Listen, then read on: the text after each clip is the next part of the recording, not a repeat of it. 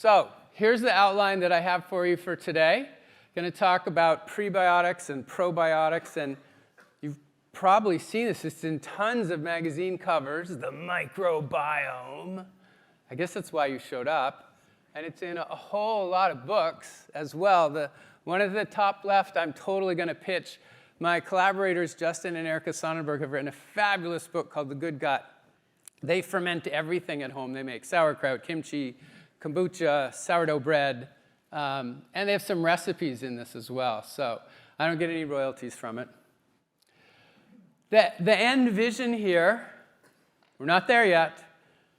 The end vision is we could diagnose your microbiome, see what kind of species that you're missing that would be helpful, and maybe we can introduce them, or maybe we can give you the foods that would support them, and that this would help not only digestive health, but all kinds of other things. That is our long-term goal, and we aren't even close to there yet. But I do want to say that that is the goal, and it's really fun working with so many fabulous people on campus, so I'm going to highlight a couple of them. Okay, microbiome. So, if you don't know this, the NIH just committed $170 million to 5 years of studies across 5 different centers. 10,000 people are going to poop for all of us multiple times, and then a subset of them, 2,000 are going to poop in a different way, and 250 are going to give extra poop. And they're going to be characterizing all this around the theme of precision nutrition, or precision nutrition health. So they have all these centers all over the country that are doing this. If you dig deep into this, or not even that deep, into this big NIH-funded thing, there is a huge microbiome metagenomic center that probably most people don't know about yet, and I think it's going to become more and more common to hear this. I think you'll go to the doc and you might end up just standardly giving a poop sample along with peeing in a cup and something else. So we'll see how that goes. I'm curious, but at the basis of all this is really 2 categories of things, because I'm a nutrition professor. My PhD is in nutrition science, and it's prebiotics and probiotics. So maybe because you came here, you already know this kind of stuff, but I'm going to assume not everybody knows this. Prebiotics is basically fiber. So the definition of fiber is that it's carbohydrate-like molecules in long strings that we don't have the human's enzymes to digest. And so since we can't make it small enough to digest, it goes to our colon. And then the bugs there eat it. And so this is feeding our friends with fiber, so they love this. And the other thing is probiotics, and that's eating live bacteria. So technically, probiotics usually means pills. So technically, fermented foods aren't probiotics, but they contain live bacteria. That's the point. You're eating it. Although not everybody does this. You can take cabbage and then just put vinegar on it, and it might seem like it's fermented, but it's not. I know that Costco now has some kombucha. I might be making this up, so don't quote me. That somebody said they sterilize it and they kill all the bacteria off, and then they add bacteria to it, which seems odd, but maybe from a scaling up perspective, they can't make it the regular way. But I have it at home. I make kombucha all the time. I'm on like my 120th batch right now. It's super simple. Okay, so I make my own probiotics. The Sonnenbergs make way more than me. They're amazing at this. And so from my nutrition perspective, should you eat more fiber? Yes, always. It's like from day one. This is nothing new. Should you eat fermented food? Wait till I show you what we did in our Fi-Fo study. Fi for fermented, Fi for fiber, and Fo for food. Fi-Fi-Fo? You like that? Okay. So I actually stole a bunch of these slides from the Sonnenberg, so I need to give a lot of credit to them. This is Justin's version of your intestinal tract. This is a very dumbed down idea of your intestinal tract here.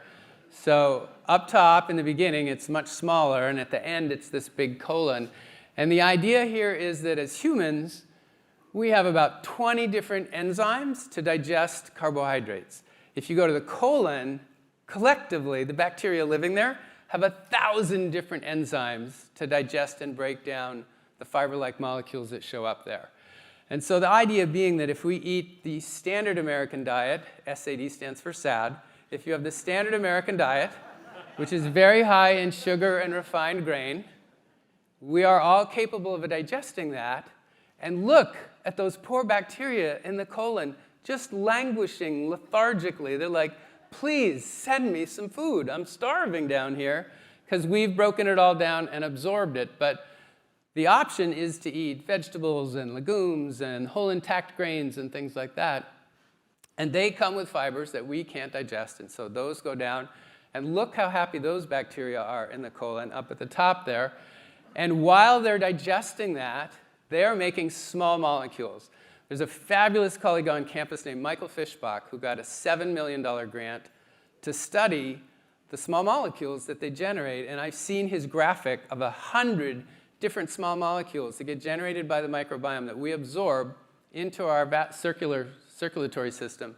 And quite a few of them, we believe, improve immune function and lower inflammation. That's sort of the promise out there. And one of the main types is called short-chain fatty acids. So you might see that a couple times today. It's SCFA, short-chain fatty acids. So altogether, we have two very different metabolic scenarios here. And the Sonnenbergs have sort of jokingly suggested that not all the fibers will feed the bacteria, and it's not all just soluble or insoluble. It's mostly soluble, but it's a bit of a mix. And so what they call the right ones, and we don't actually know exactly what all the right ones are, but they are the microbiota accessible carbohydrates, which they coin as a Big Mac diet. Is that bad? That is so bad. Okay, so now you've seen your intestinal tract. So, Justin won a photographic award for this electron microscopy picture. So this is a cross-section of a mouse colon stained in various ways. And so if you look in the upper left, those are your friends, the bacteria. So they've stained all the different bacteria in different colors. Isn't that cool? And on the bottom right, they've stained the nuclei of the intestinal cells that line your colon. And so that's the blue is lighting up the intestinal cells. The green that looks bright, dynamic green there, neon green, is the mucus lining that separates the middle of your gut from exposure to the intestinal cells. And this is a very important mucus lining. It protects us from different things. And we want a nice, thick mucus lining. Interestingly, the main composition of the mucus lining is carbohydrate-like substances. In the absence of eating enough fiber, the bacteria will eat your mucus lining. And so this is what they've done in their mouse studies, looking at all the trillions of bacteria that are in there and the way biology works. They fed a bunch of mice, upper left, a whole food diet, let's say, and the poor mouse on the bottom is getting Coca-Cola and jelly beans. If they then track what happens in their colon, the one on the left has a very thick mucus lining. The one on the right has very much of a deteriorated mucus lining, the idea being that if the bacteria keep eating that and thinning it, it will lead to leaky gut syndrome, inflammation, and a lot of problems related to heart disease, diabetes, and cancer. And so this is one of the explanations for the importance of the microbiome and of feeding the microbiome with fiber. So that's the background to this. And then he does some other amazingly fascinating things. So let's go from ecological to some mouse models. So for ecology, he actually has a whole bunch of Hadza poop in his freezer. He went to a traditional hunter-gatherer tribe, and he collected all this poop, and they've been looking at it, and it's amazingly diverse, and it doesn't really look like our Western diet microbiome. They eat a lot of fibers, so they're out hunting, and oftentimes they won't catch anything hunting, and so one of their staples is just tubers. They eat a whole bunch of tubers. And so that's, I think, baobab or something like this on the right. Very, very fibrous. And so we've got a timeline way up top there, and we've got a ton of hunter-gatherer, a little bit of agrarian, and now we've got industrial French fries, which doesn't have nearly the fiber of those folks and what they're eating. And so this is a graph I can't describe because I'm not a microbiologist, but the idea is if you go to all the hunter-gatherer tribes around the world, there's not that many, but they're in different locations, their microbiome is quite similar to one another in different places on the planet. So This graphic is trying to show how they line up from different places in the world. And then if you go to Western countries on this side, they line up also, but in a different way.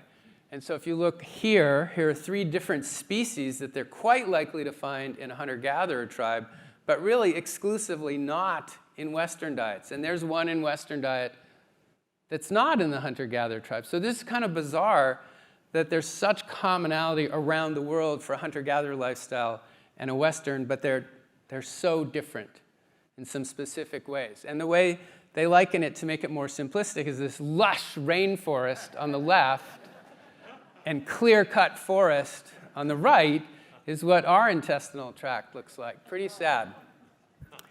And so again, timeline here, going from eating hundreds of grams of fiber a day to 35, which is the national guidelines pretty much, to less than half of the national guidelines, which is about what we eat. And my concern has been lately in the nutrition world, this weird backlash against, oh, low fat, oh, it was wrong, low carb, low carb, low carb.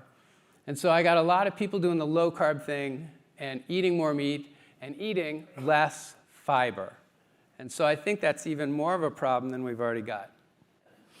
The national recommendations are about 30 to 40 grams of fiber a day. If you look at the National Health and Nutrition Examination Survey, Americans eat about half that. And when they complain, oh, doc, I can't eat that much fiber, it's too much. Oh, GI distress.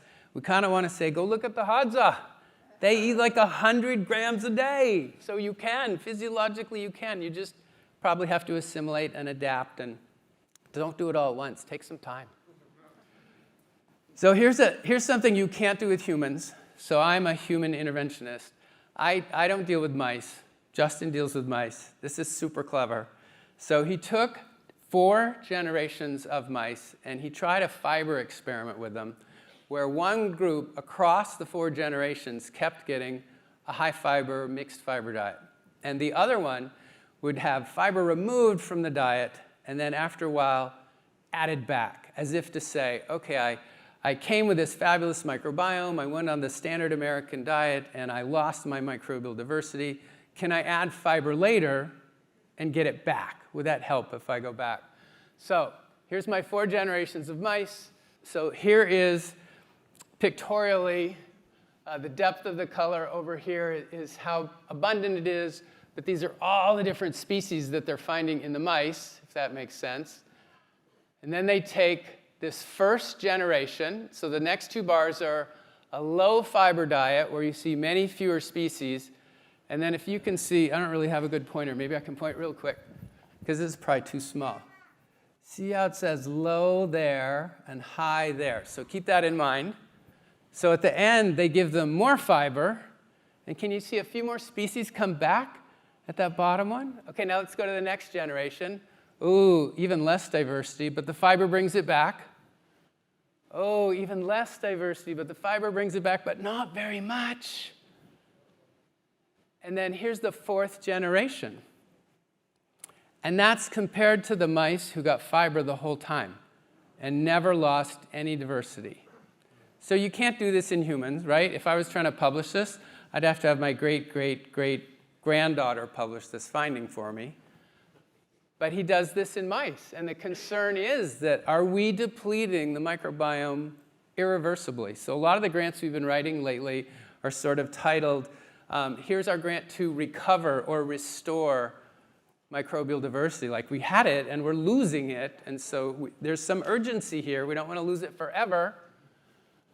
OK, so hence comes, we actually had a lot of fun. We'd been on the same campus and heard of each other for a while. And the first time we met was at a conference, which actually happens more often than you might think. Like, we're on campus, and we don't see each other, but we're both speaking at a conference back to back. And it was like star-crossed lovers, or 2 pieces of the amulet that matched. And I said, poop is icky. And he said, humans are a pain in the ass. And I said, we can do this. I will get the humans. I'll get them to poop, and you analyze it. And we can take all this mouse work that you've been doing, which seems to implicate diet, and let's do it in humans. So we got this published in Cell just a little while ago. And I had some great graduate students working on this. We had Dahlia Perlman, who's the diet whisperer, who can get anybody to eat anything. She's so kind.